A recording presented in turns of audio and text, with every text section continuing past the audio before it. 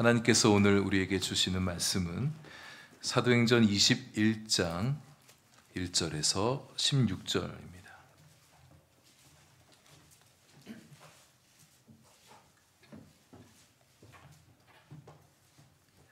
사도행전 21장 1절에서 16절의 말씀을 저와 여러분 한 절씩 교독하시고 한 절씩 교독하겠습니다.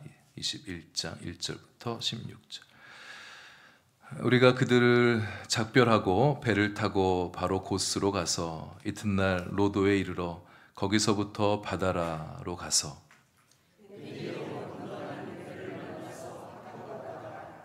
구브로를 바라보고 이를 왼편에 두고 수리아로 항해하여 두로에서 상륙하니 거기서 배의 짐을 풀려 함이러라.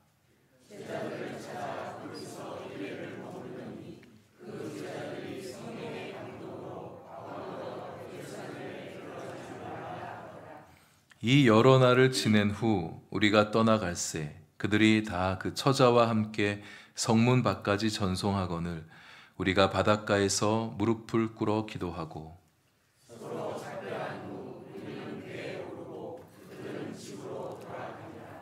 두로를 떠나 항해를 다 마치고 돌레마이에 이르러 형제들에게 안부를 묻고 그들과 함께 하루를 있다가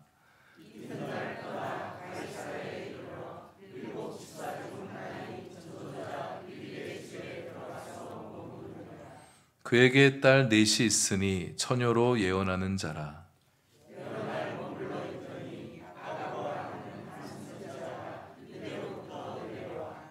우리에게 와서 바울의 띠를 가져다가 자기 수족을 잡아매고 말하기를 성령이 말씀하시되 예루살렘에서 유대인들이 이같이 이 띠 임자를 결박하여 이방인의 손에 넘겨주리라 하거늘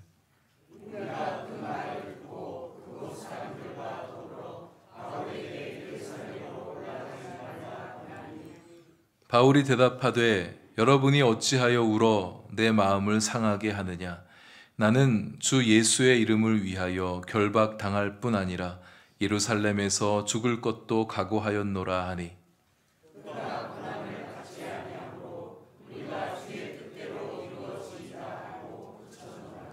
이 여러 날 후에 여장을 꾸려 예루살렘으로 올라갈새 가이사랴에 몇 제자가 함께 가며 한 오랜 제자 구브로 사람 나손을 데리고 가니 이는 우리가 그의 집에 머물려 함이라. 아멘. 기도하겠습니다. 하나님, 이제 말씀 나눕니다. 오늘의 말씀이 우리 심령에 거룩한 울림이 되어 들려오게 하시고 우리의 신앙과 존재와 삶을 부요하게 하며 힘있게 하는 지혜와 능력의 말씀 되게 하여 주옵소서. 예수님 이름으로 기도합니다. 아멘. 에베소 장로들과 아시온 잡표를 고하고 밀레도를 떠나는 바울 일행은 이제 목적지인 예루살렘으로 향합니다. 성경 저자인 누가는 바울의 일정을 항해 일지를 경유지 중심으로 그렇게 기록해 놓은 것을 보게 되는데요. 먼저 밀레도를 떠나서 약 60km 떨어진 고스섬에 도착하여 하루를 쉬게 됩니다. 고스섬은 의사들에게 히포크라테스 선서로 알려져 있는 히포크라테스의 출생지로 알려져 있습니다. 당시에 꽤 큰 의학교가 있었다고 얘기하는데요. 바울의 일행에게는 별로 관심이 없어 보입니다.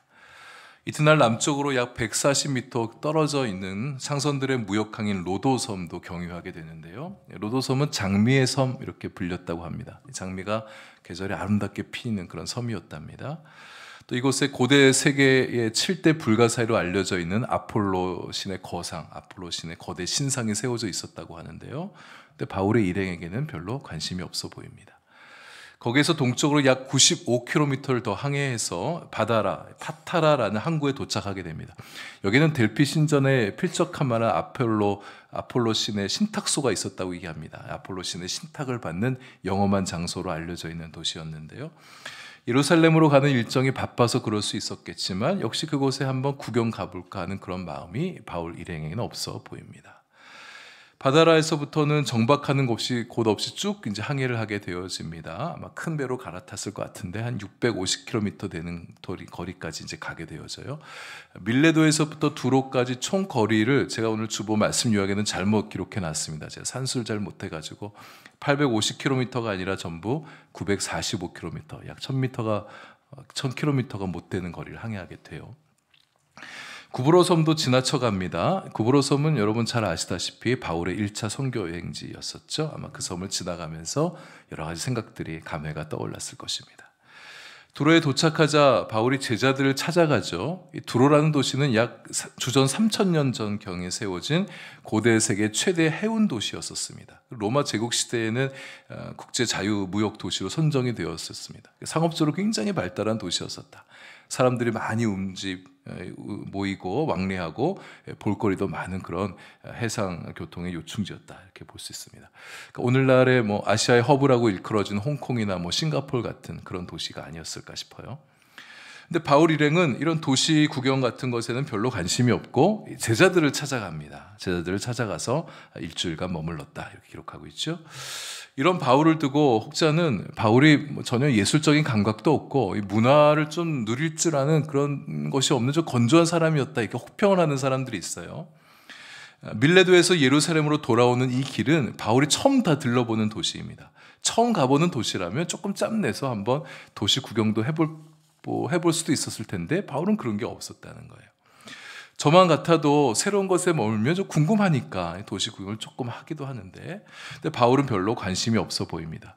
사실은 실제로 여행을 하긴 했었는데 성경 저자인 누가가 뭐 그런 것까지 특별히 성경 기록할 필요가 있을까, 뭐 그런 마음에 빼놨을 수도 있었겠죠. 그러나 평소 바울의 모습을 볼 때 그럴 가능성은 많아 보이지가 않습니다.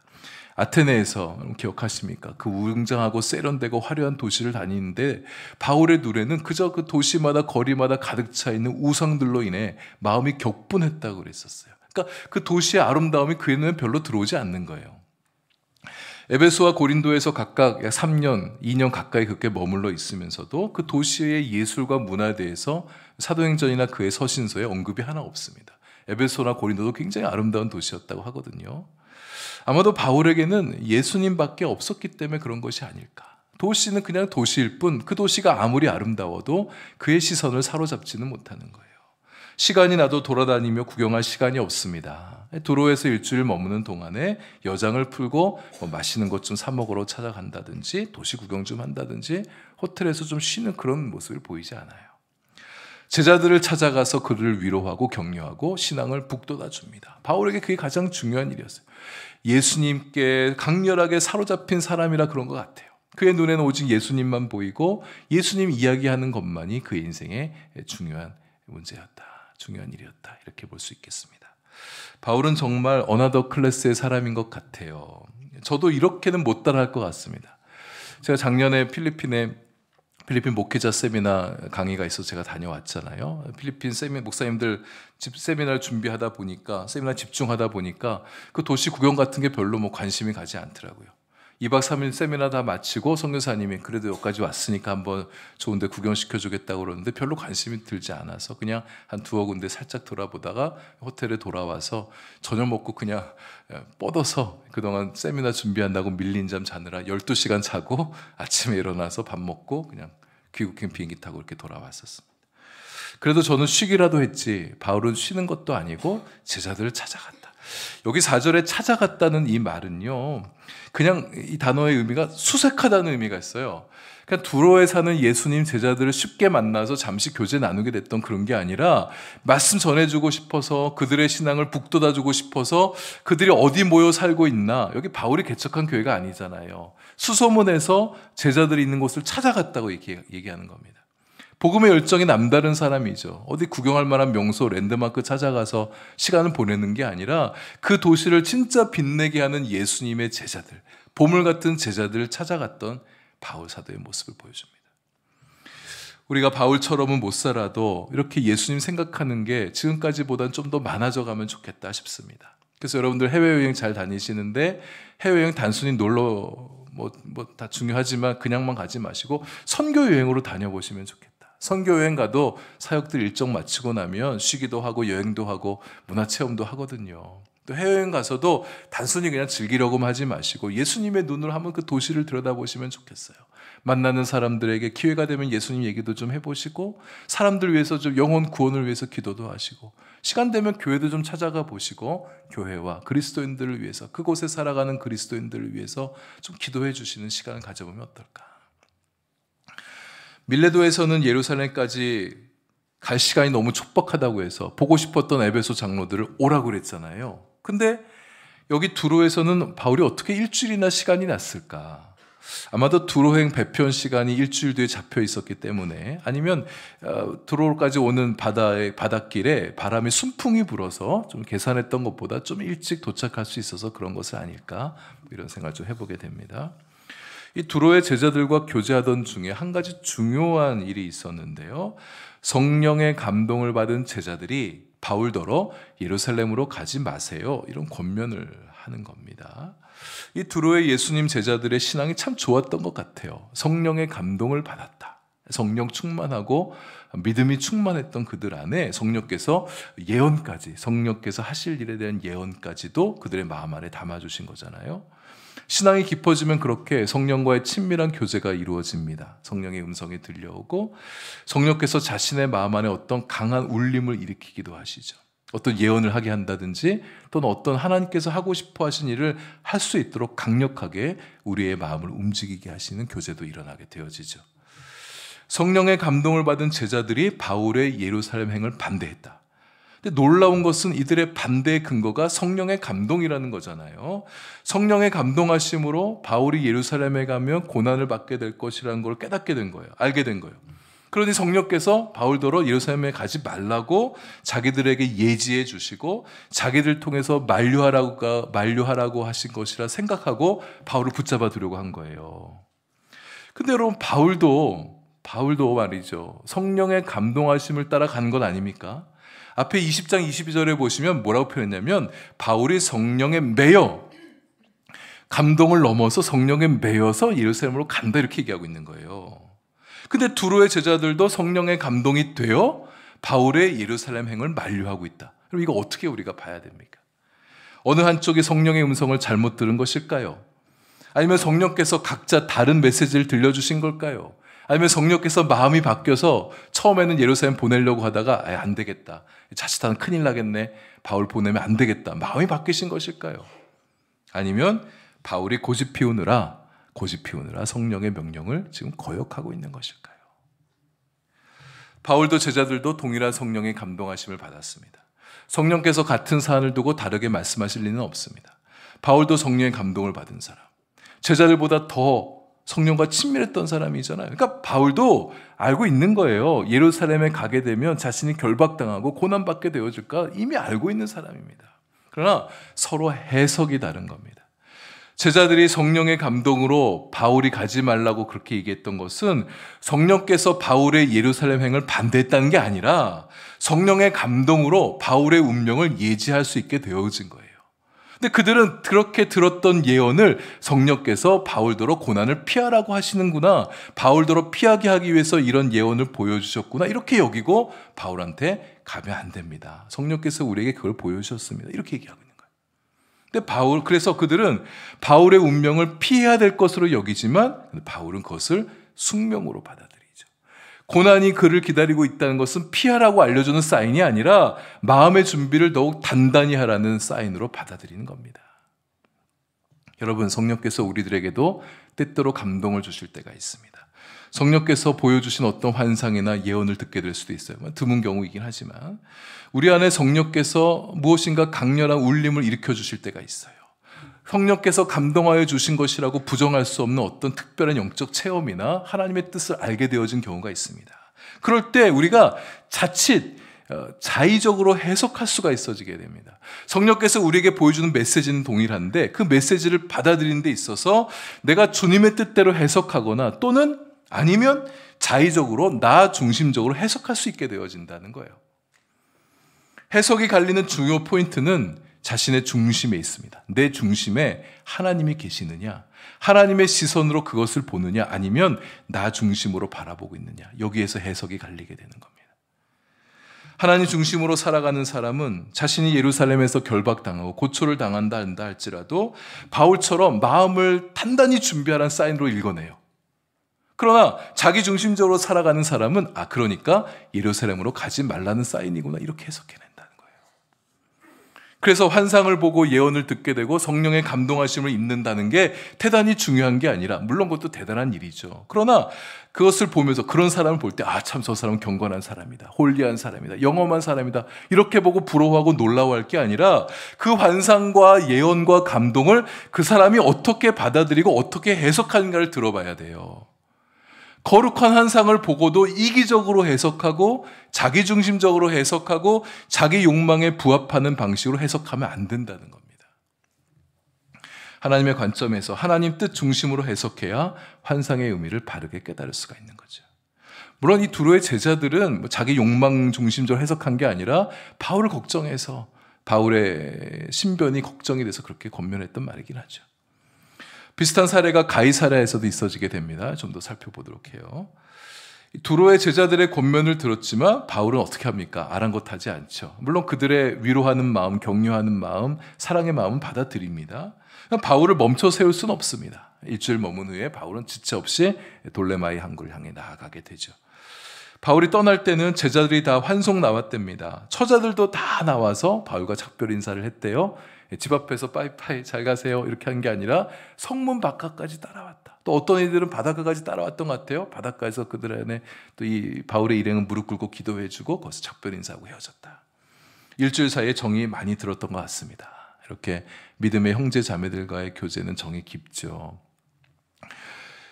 몽골 선교 재작년에 다녀왔잖아요. 우리 일주일 동안 우리 중고등부 친구들이 다녀왔는데 아르용객의 그 친구들이 또 보고 싶다고 선교 갔다 온 다음날 며칠 지나지 않아서 저를 볼 때마다 또 보내달라고 막 졸라대는 우리 중고등부 친구들이 좀 있었습니다. 하나님께서 보내주실 때까지 제가 반응을 하지 않으니까 하나님께서 보내주실 때까지 잘 기도하겠다고 애쓰게 기도에 막 나오더라고요. 결국 그렇게 하더니 2년 만에 올 여름에 몽골로 다시 그 친구들 보겠다고 선교를 떠납니다. 성도님 가운데 어떤 분은 거기서 한 아이에게 정이 많이 들어서 오셨어요. 말도 안 통하는데 한 아이가 이분을 되게 좋아했나 봐요. 어디 이렇게 이동하는 차 안에서 자기 옆에 와가지고 바짝 이렇게 붙어가지고 앉더랍니다. 떠날 때 헤어질 때는 자기 이렇게 와락 껴안아주고 했는데 그 모습이 이분에게 선하게 남은 거예요. 그래서 한동안 돌아와서도 그 아이 때문에 그냥 너무 그리워서 보고 싶다고 이제 그런 분도 있었어요. 7절 돌레마이 항구에서도 하루밖에 머물 시간이 없는데 그때도 바울은 돌레마이 형제들을 만납니다. 그들에게 안부를 묻고 아마도 그곳에서 신앙의 교제를 나눴겠죠. 8절 여기서 사건이 일어나죠. 가이사랴에 이르러선 아주 중요한 사람을 만나요. 초대교회 7 집사 중에 한 분이었던 빌립, 전도자 빌립을 만납니다. 우리가 앞에 8장에서 빌립이 어떤 왕성한 활약을 펼쳐지다 보게 됐죠. 사마리아 성에 들어가서 사마리아 성을 영적으로 뒤집어 놓게 되죠. 사마리아를 영적으로 지배하고 있던 마술사 시몬을 영적으로 제압합니다. 거룩하게 제압합니다. 그리고 여기서 또 중요한 사람을 만나 전도하잖아요. 에티오피아 네시 여왕의 국고를 맡은 한 관리를 만납니다. 그에게 복음을 전했죠.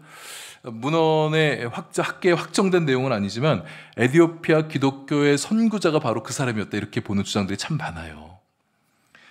빌립과 만나서 바울은 얼마나 좋은 시간을 가졌을까. 아마 바울과 빌립과의 교제는 여느 제자들과의 교제보다 훨씬 더 깊고 풍성했을 것입니다. 서로도 양쪽 간에 서로에게 더 격려가 되어지고 도전이 되어져 아주 좋은 만남이었을 것 같습니다. 어떤 학자는 이 둘의 만남이 최소 20년 지난 만남이라고 그렇게 추론하고 있는데요. 바울이 회심하기 전에 예루살렘 교회를 박해했잖아요. 그때 빌립을 봤을 것입니다. 서로 둘이 친했던 건 아니었을지라도 서로 아는 처지였겠죠. 빌립은 바울의 박해를 피해서 이제 사마리아 성에 들어가 복음을 전하게 된 거잖아요. 그랬던 그들이었는데 서로 원수 사이였는데 20년이 지난 지금은 동지로 만난 겁니다. 동역자로 만나서 함께 하나님 이야기하면서 신앙의 풍성한 이야기들을 나누는 이게 얼마나 좋았을까. 그럼 우리에게도 그렇게 언제 만나도 오랜 세월이 지난 후에 만나도 깊은 신앙 이야기를 나눌 수 있는 영적 지인들, 영적 친구들이 있었으면 좋겠습니다. 그 집에 머물면서 교제할 수 있을 만큼 편하게 얘기할 수 있을 만큼의 그런 동료들이 있었으면 좋겠어요. 우리가 신앙생활하는 게 대체로 즐겁지만 때때로 힘들 때가 있잖아요. 지칠 때가 있지 않습니까? 그럴 때 우리의 이런 신앙 여정 중에 누릴 수 있는 기쁨과 행복이 이 성도 안에 영적인 친밀한 교제 가운데 있어요. 우리가 주님을 향한 우리의 사랑과 헌신을 더 북돋아줄 수 있는 그런 좋은 친구와의 영적 우정들을 함께 나눌 수 있는 우리 성도님들 되시면 좋겠습니다. 가이사랴에서도 바울의 환난에 대한 예언이 반복됩니다. 이 빌립에게는 출가하지 않은 4명의 딸이 있었는데 이들 모두가 예언하는 자들이었답니다. 예언하는 사람이 집에 4이나 있어요. 그러니까 많은 사람들이 와서 은혜 받고 싶고 예언 말씀 듣고 싶어서 찾아왔겠죠. 예언자들끼리 또 왕래도 있었을 것입니다. 그래서 아가보라는 사람이 이 빌립의 집에 찾아왔다, 이런 기록이 나오네요.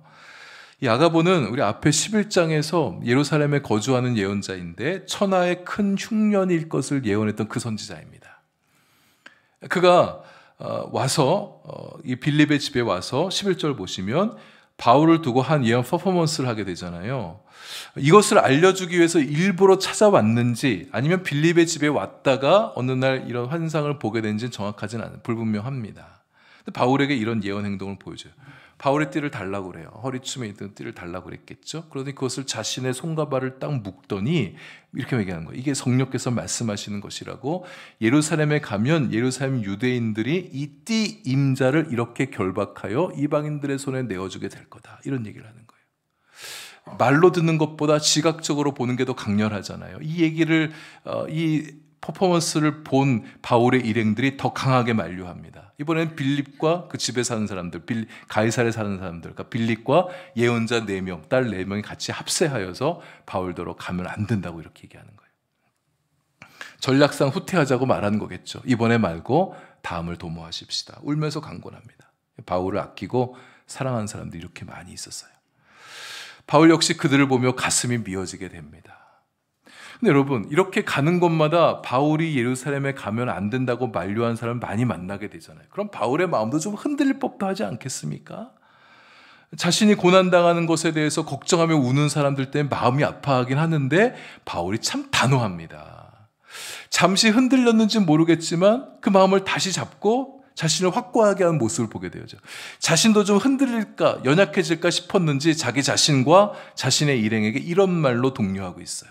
13절에 셋째 줄, 나는 주 예수의 이름을 위하여 결박당할 뿐 아니라 예루살렘에서 죽을 것도 각오하였노라.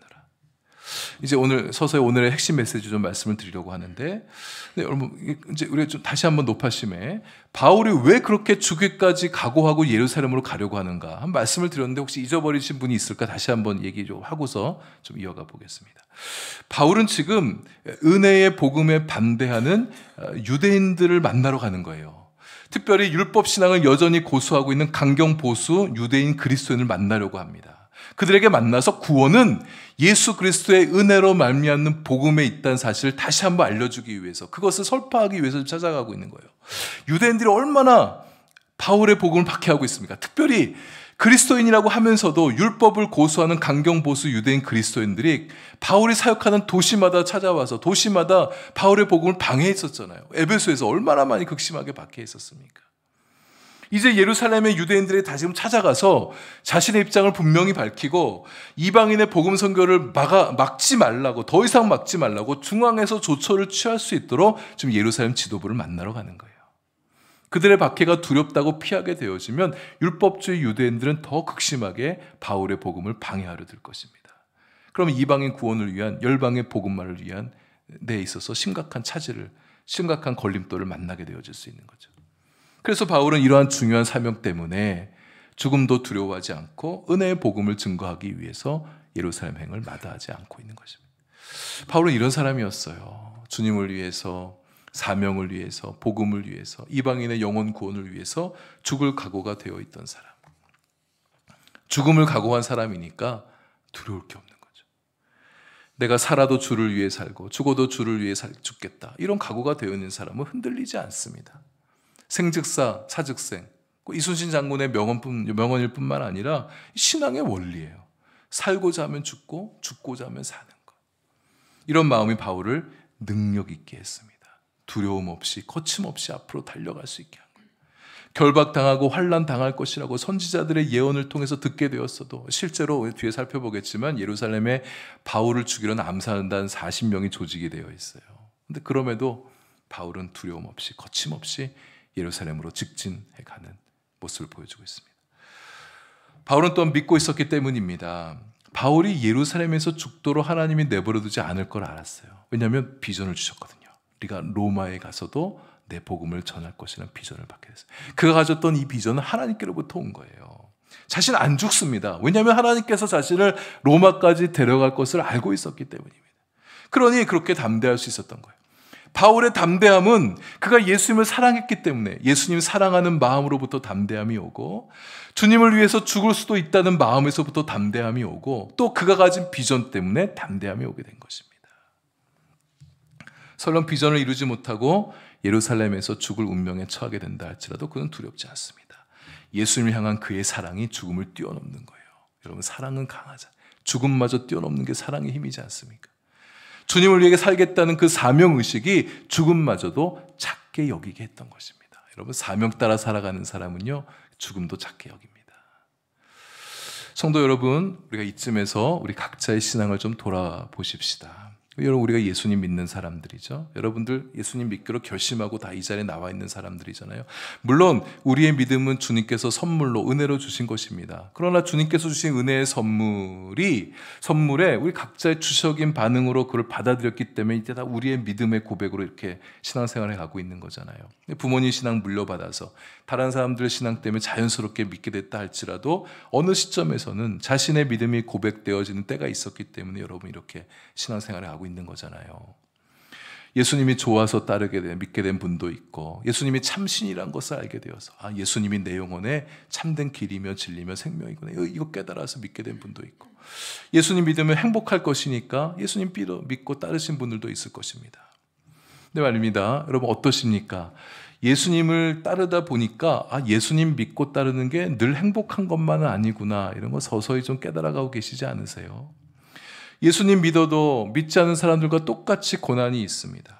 고난 다 비껴갈 줄 알았는데 어떤 분들 전도할 때 그렇게 얘기하는 분도 있었어요. 예수님 믿으면 너 인생 이제 고난 끝 행복 시작이야 이렇게 얘기하는 분도 있어요. 그렇게 딱 와서 봤는데 고난이 여전히 있는 것 때문에 그래서 실망하신 적도 있으시죠. 이럴 거면 굳이 예수님 믿으며 살아가야 될까 이렇게 생각하는 분이 여러분 가운데 덜어 있었는지도 모르겠습니다. 예수님 믿기 때문에 고난을 피하게 하실 때가 사실 많아요. 우리가 느끼지 못하지만 주님께서 우리 앞에 다가온 고난을 미리 차단해 주신 경우도 사실 굉장히 많이 있습니다. 근데 우리 앞에 고난이 그대로 경험되게 하실 때도 있어요. 때로는 예수님 믿지 않으면 받지 않았을 고난 속에 딸려 들어갈 때도 있습니다. 또는 예수님께서 적극적으로 고난 속에 뛰어들라고 초청하실 때도 있어요. 복음의 고난에 참여하라고. 복음, 복된 소식인데 복음이 정말 복된 소식이 되기 위해서는 고난도 필요할 때가 있기 때문이에요. 그래서 예수님의 남은 고난에 참여하라고 나의 고난 속에 들어오라 이러실 때도 있습니다. 혹시 제 말 들으시면서 속으로 이렇게 생각하는 분 있으세요? 목사님 왜 이렇게 좀 무겁게 얘기하십니까? 그건 바울 얘기지 않습니까? 나는 평범한 사람입니다. 인생 뭐 있습니까? 그냥 즐기며 살고 적당하게 그냥 선하게 살고 자신과 가족을 위해서 살아가면 되는 거지. 신앙 뭐 있습니까? 이렇게 예수님 믿다가 천국 가면 되는 거 아닌가요? 그 정도 신앙 갖고 살아가고 그냥 교회 이렇게 주일 되면 예배 드리러 나오고 교회에서 적당하게 살면 됐지 뭘 이렇게 세게 얘기하십니까? 여러분 죄송하지만 그렇게 살아가는 건 신앙이 아닙니다. 주일 예배 드리고 봉사하고 죽어서 천국 가길 바라는 신앙이 아니라고 말하는 게 아니라 신앙의 모습들이 맞지만 그것은 우리 주님께서 우리를 위해 죽으시고 부활하신 그 목적이 다가 아니라는 거예요. 그저 천국 가게 하시려고 죽으신 게 아니란 말입니다. 세상에서 적당하게 살다가 천국 오라고 그렇게 우리를 위해 죽으신 게 아니란 말이에요. 우리에게 새로운 생명을 주신 이유는 하나님의 친백성 되게 하시고 예수님 안에서 새로운 삶을 살게 하시고 하나님 나라 백성답게 주님의 자녀답게 그렇게 살아갈 수 있도록 하기 위해서 우리를 위해 죽으시고 부활하신 것입니다. 천국은 구원받은 하나님에게 자연스럽게 따라오는 선물이에요. 천국 가기 위해서 신앙생활을 한다, 이 말도 틀린 말은 아니지만 신앙과 구원의 핵심은 아닙니다. 하나님 백성이 되고 하나님의 자녀가 되고 하나님과 사랑의 교제를 나누며 살아가면서 하나님을 위해 살도록 창조받은 본래 창조 목적을 회복하는 거. 하나님 우리를 왜 만드셨나요? 하나님 영광 위에 살아가라고 우리를 만드신 것입니다. 그 찰로 창조의 목적을 회복하는 거, 이게 하나님께서 아들 예수 그리스도를 이 땅에 보내주시고 그를 죽음 가운데 내어주신 이유시고 그를 다시 살리신 이유란 말이에요. 예수님 말씀하셨잖아요. 나를 따르려거든 자기를 부인하고 자기 십자가를 지고 따르라. 예수님 따르기 위해서는 자기가 부인이 있어야 된다. 자기 십자가를 져야 된다. 여러분, 이 말씀은 제자들에게만 하신 말씀이 아니에요. 말씀 보시면 무리와 제자들에게 이 말씀을 들려주셨어요. 예수님 따르기 위해서는 무엇인가 포기해야 될 때가 있습니다. 내려놔야 될 때가 있어요. 내 주장 내려놓고 내가 하고 싶은 거 포기해야 될 때가 있습니다. 세상 사람들은 다 자기 위해 살아가는데 예수님 믿는 사람은 예수님 위해 살아가야 된다고 얘기해요. 나는 중심에서 멀리 떨어져 않고 예수님이 내 인생의 중심이 되게 하는 거. 여러분, 이게 신앙의 본질이고 신앙의 현실이고 신앙의 핵심이에요. 여러분, 이런 신앙의 실제를 살아가고 경험하는 과정 속에서 여러분 신앙의 진실을 만나지는 않으셨습니까? 예수님 믿고 따르는 게 좁은 길이고요. 사실상 좀 험한 길이기도 한데 그 길에서 진짜 기쁨을 만나보지 않으셨냐는 얘기예요. 세상 넓은 길 포기하고 좁은 길 걸으면서도 세상 어디에서도 얻을 수 없는 깊은 만족을 여러분 예수님 안에서 만나보지 않으셨습니까? 주님을 위해 나를 포기하는 곳에서 도리어 내가 포기하는데 세상 사람은 포기 안 하려고 그러잖아요. 근데 포기하는 데서 내 영혼이 충만해지고 내 영혼이 진정 자유함을 누리는 그런 경험 해보지 않으셨냐는 말이에요. 예수님 사랑하다 보니까 예수님 위해서 살고 싶은 마음이 여러분 마음속에 들지 않습니까? 여러분, 누군가를 진정 사랑하면 그 사람 위해서 살고 싶어지는 거잖아요. 예수님 사랑하니까 내가 예수님 위해서 살아야지. 주 예수를 위해 사는 것이 나를 위해 살아가는 것보다 더 행복하고 더 즐겁고 더 좋은 일이구나. 여러분, 이거 깨달아가고 계시지 않냐는 말이에요. 바울, 유별난 사람이긴 하지만 바울처럼 살아간 것이 특별히 그만의 삶은 것은 아닙니다. 물론 바울처럼 거의 똑같이 살아가는 것은 어려운 일이에요. 저도 바울처럼은 이렇게 못 살겠습니다. 근데 주님께서도 우리에게 그렇게 바울처럼 똑같이 살라 그걸 요구하지는 않으십니다. 다 직장 때려치고 바울처럼 선교사가 되라, 목회자가 되라, 결혼도 하지 말고 해외여행 같은 거 관심 가져주지 말고 취미생활 포기하고 그냥 교회만 나와서 교회만 주님 위해서만 살아. 우리에게 이렇게 말씀하신 거 아니잖아요. 우리 각자의 삶에 기대하신 바가 다릅니다. 그러나 바울같이는 아니어도 바울처럼은 살기를 바라시는 거예요. 바울처럼 우리도 주 예수의 이름을 위해서 살아가는 겁니다. 내가 있는 삶의 자리에서 내가 어떻게 살면 우리 주님의 이름이 기쁨 받으시게 될까? 어떻게 하면 주님께서 영광을 받으시게 될까? 내가 선교사로 헌신하진 않아도 내가 선교를 위해서 내가 할 수 있는 일은 무엇이 있을까? 내가 목회자나 장로님들이나 항존 직분자들처럼 교회를 위해서 내가 할 수 있는 일이 그렇게는 못 산다 할지라도 교회를 위해서 할 수 있는 일이 있다면 무엇이 있을까? 작은 것일지라도 여러분, 주님을 위해서 하는 일이라면 우리 주님은 그것을 크게 받아들이는 분이세요. 신앙이 더해갈수록 주님께서는 우리의 신앙의 그릇을 더욱 크게 만들어가 주실 것이고 우리의 신앙의 그릇이 커져갈수록 우리 안에 담겨지는 축복들은 더 많아지게 될 것이고 또 사명도 더 담아주시고 새로운 소명의 자리로도 우리를 그렇게 이끌어가 주신 주님이십니다. 예수님 믿으시는 귀한 성도 여러분, 우리가 예수님 믿게 된 것이 대단히 놀라운 축복입니다. 여러분, 그거 정말 아세요? 예수님 믿어야 구원받게 되어지는데 세상 사람들에게 그렇게 전도해도 다 마음 꽉꽉 닫고 있잖아요. 근데 우리는 어떻게 마음이 열려서 주님을 영접하고 받아들여서 천국 가게 되었고 예수님과 교제하면서 살아가는 우리 인생의 참된 의미를 깨닫고 이렇게 신앙생활하고 있잖아요. 이게 얼마나 놀라운 축복입니까? 그러나 이것으로 다 됐다 여기지 마시고요.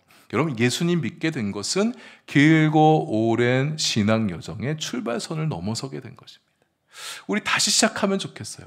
예수님 믿는다는 게 뭔가 여러분 자신에게 한번 다시 한번 질문 던져보시고 여러분 나름의 답변을 좀 찾아보시면 좋겠어요. 나는 왜 예수님 믿고 있는가? 예수님 믿으며 산다는 게 도대체 뭔가? 다시 예수님 믿는 삶을 멋지게 출발해 보시면 좋겠습니다. 주 예수 이름을 위해서 살아가는 것, 방향을 설정하고 중심이 바뀌는 것, 내 주권 중심이 교체가 일어나는 거예요. 나 중심에서 그리스도 중심으로 바뀌게 되어지는 거예요. 그렇게 예수님 위해 살겠다고 우리 함께 고백하시고 다시금 예수의 길 위에 올라서서 주님을 위해서 주님과 함께 그 길 힘차게 걸어나가는 저와 여러분의 삶이 될 수 있기를 바랍니다.